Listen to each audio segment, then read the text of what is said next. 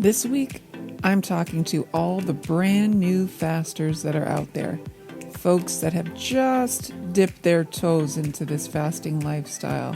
Maybe you're overwhelmed, maybe you're excited, maybe you're all kinds of feelings that you don't even know how to identify. Well, I'm going to tell you not to worry. I've got you. Stay tuned. We're going to cover it all. Welcome to the Fasting Focused Lifestyle Podcast, where each week I will be discussing all things fasting and how it can become the most valuable tool in your personal toolkit so that you can live a long, healthy, and meaningful life. I'm your host, Vicki Sharon, and thank you for joining me. If you and your team want to cut down on busy work and get more choice and control over accounts payable, you need Bill. Bill Accounts Payable is your secret weapon for saving time on AP. And with a special offer at bill.com/podcast, you'll save money too. With Bill, streamline your entire AP process, including bill creation, approvals, and payments. You can pay with ACH, credit card, check, and international wire transfer. Plus, you can easily integrate with most accounting software. No wonder hundreds of thousands of businesses are already using Bill to manage their AP. Schedule a free demo now to see how Bill can automate your financial operations. And right now, get 15% off when you subscribe to Bill Accounts Payable. There's never been a better time to sign up. This special offer is available for a limited time only at bill.com/podcast. Terms apply. See bill.com/podcast for details. Looking for a side hustle that can have a huge impact? Nucleus Network has been conducting clinical research studies for over 15 years. Right now, Nucleus Network in Minneapolis is looking for healthy people ages 18 to 55 to join their upcoming clinical studies and is offering compensation ranging from $2,000 to $7,000. Get involved today. Check your eligibility now at nucleusnetwork.com. That's nucleusnetwork.com. Welcome, friend. I am so glad that you're here. I'm so glad that you are taking the initiative for your health, but also, do you realize how impactful this journey is going to be for your future? I'm getting you excited. I'm trying to amp you up. I hope you're realizing that.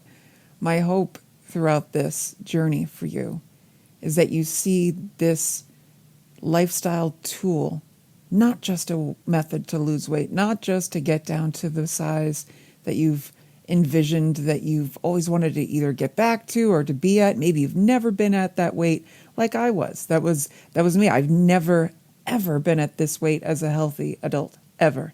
Maybe that's you too. But either way, I want to encourage you. First off, my first tip for you is to stay excited, stay hungry, eager to find out, to learn more, to really make this a lifestyle tool.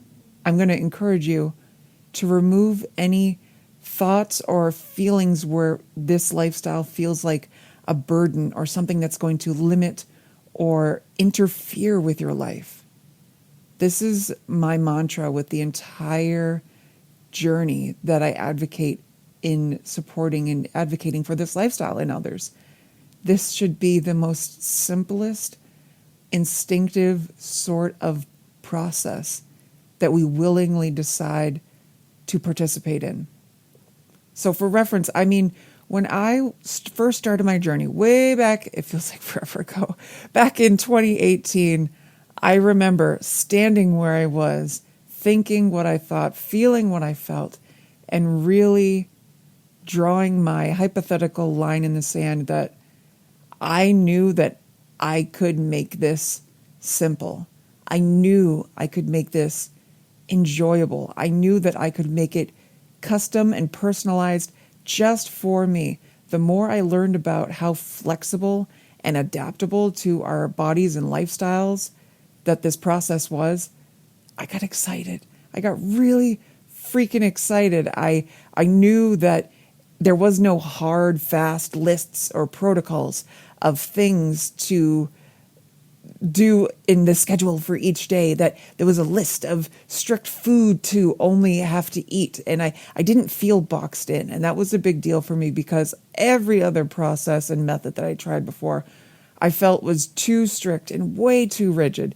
Because in my mind, I have this kind of imaginary spectrum, this line of like happiness, right? So like too far to one direction, to one end of it is way, to me, that's like keto and everybody's, intentions and strict plans with keto and adhering to these protocols and having to eat at certain times of day, certain foods only from this list. And watch out, but there's substitute foods that they have in stores and artificial this product and this.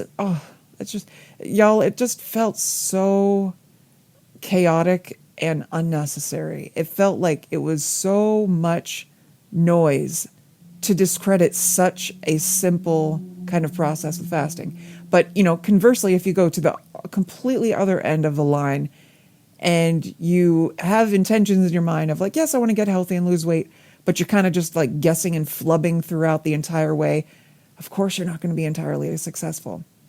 But also, like, if you're too strict on yourself, your body and mind is going to resist so much, despite you may have like a good week. Like, I remember methods and things that I had tried before that was super strict.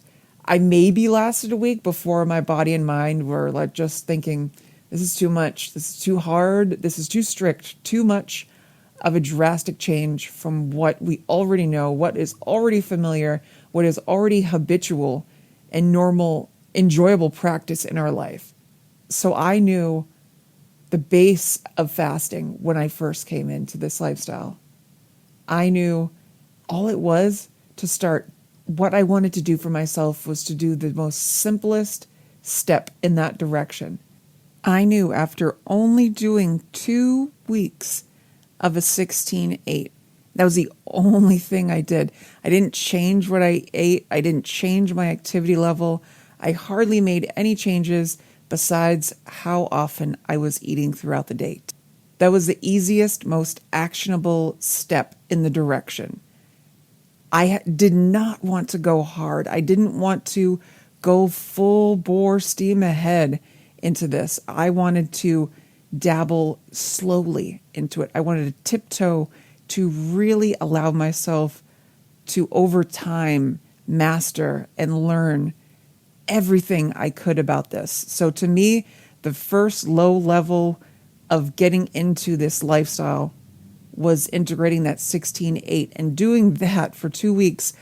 I just completely astounded myself. I modified the times that I was eating, and I didn't break my fast. I think it was until about like noon or 1 o'clock. So from noon or 1 each day for those 2 weeks until about, I think it was 7 or 8 o'clock, I believe, was my eating window. So then I didn't eat anything, was in that fasted state until the next day, sometimes 12, sometimes 1. I didn't have strict, hard, fast rules with myself. It was more of a thought of I am aiming for this time. And setting it as like a competition for myself was something that I looked forward to each day. So learning more about what fasting, what the body is doing, what the body is able to benefit from being in a fasted state made me want to push and challenge myself harder. But again, as I mentioned before, each time that I wanted to up the intensity, it was only by one click, one notch, just the next step up.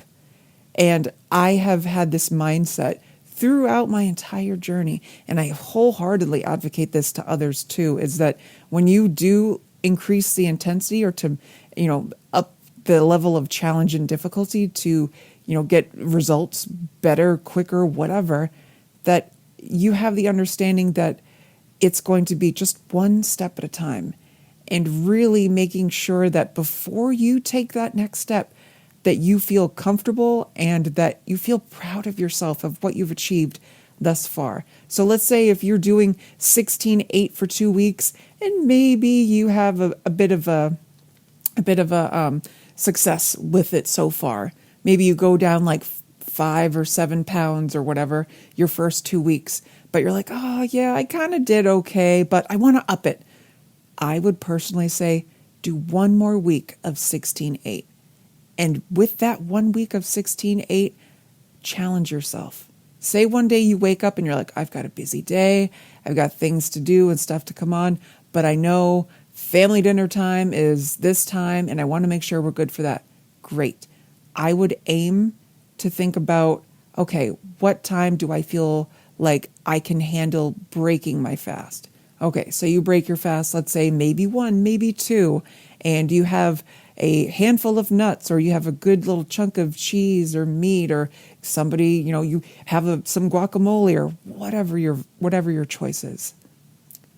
Then come around dinner time, a couple hours later, you are able to successfully enjoy that full meal without thinking negatively, without putting limits or restrictions on the foods that you eat, because we're learning still about how the body is going to be able to long-term handle the food choices, and what modifications that you make in your dietary choices should absolutely not be done in the first month of your fasting lifestyle. And that's just my personal preference, and that's also from all the data I've read and my experience as well.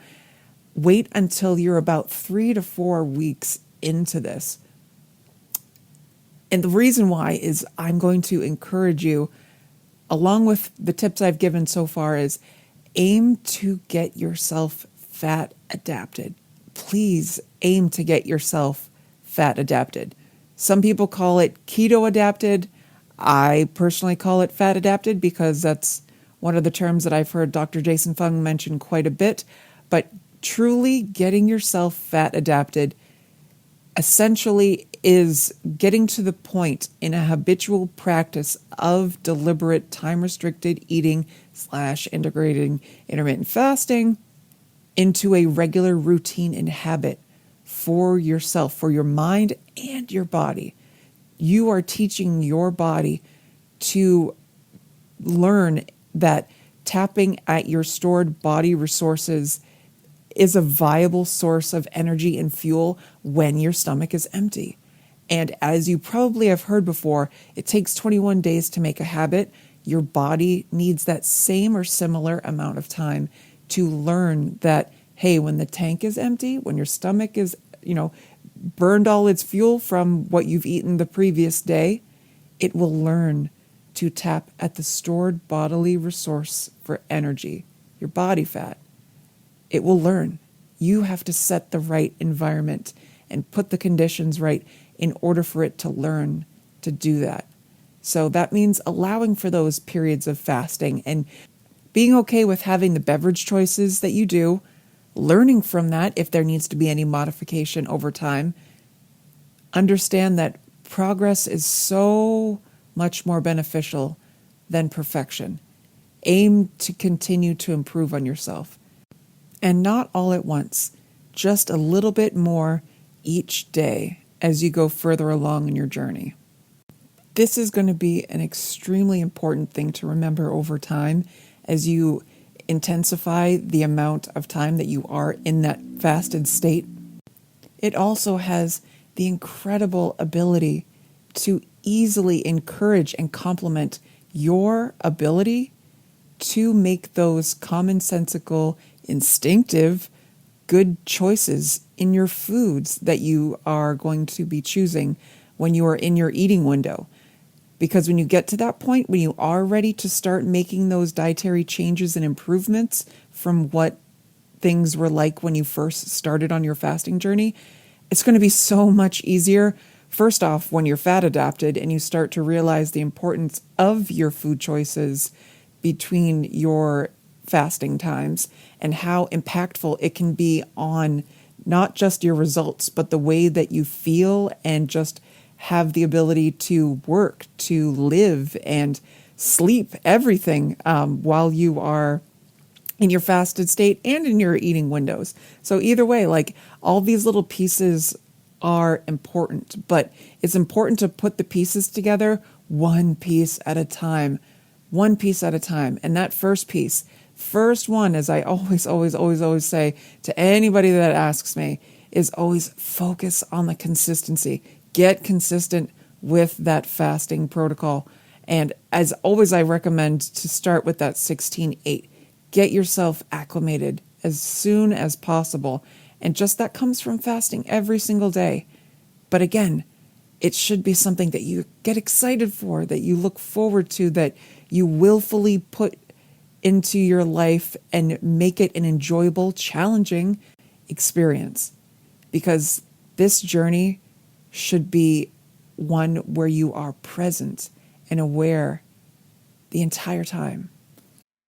The way that you feel in your body, the way that you are able to maybe sleep a whole lot better, how much easier it is to make those improvements with your food choices. Maybe you've come around to loving a certain vegetable that you hated when you were a child or even before coming into fasting.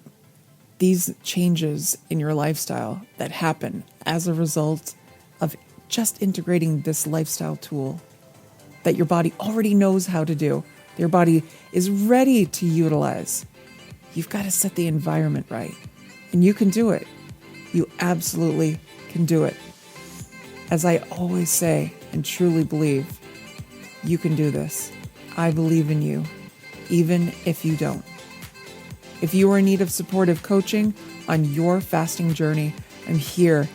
I care so much. I know you can do this, and I'm ready to support you as your fasting coach. To book on my calendar, head to my website, thefastingfocusedlifestyle.com. Head to Book Online, where you'll see the current promotions, plans, and options for support exactly as you need. If you have topics or questions for future podcast episodes, or you'd like to share your testimonial for an upcoming podcast episode, I'd love to hear about it. Please reach out to me, Vicki, VICKI, at thefastingfocusedlifestyle.com. And again, I'm going to give you a big virtual hug here. You got this. Keep going. Set your environment. Keep it simple, but truly, truly, please make sure you are loving the journey every single day. This is your life, and you can make it a beautiful, long, and meaningful life with fasting as your lifestyle tool. I believe in you, even if you don't. Take care. We'll talk again next time. The Fasting Focused Lifestyle Podcast. Copyright 2024. The information given within this podcast is not intended or implied to be a substitute for professional medical advice, diagnosis, or treatment. Please consult your doctor before starting any weight loss method. Thank you.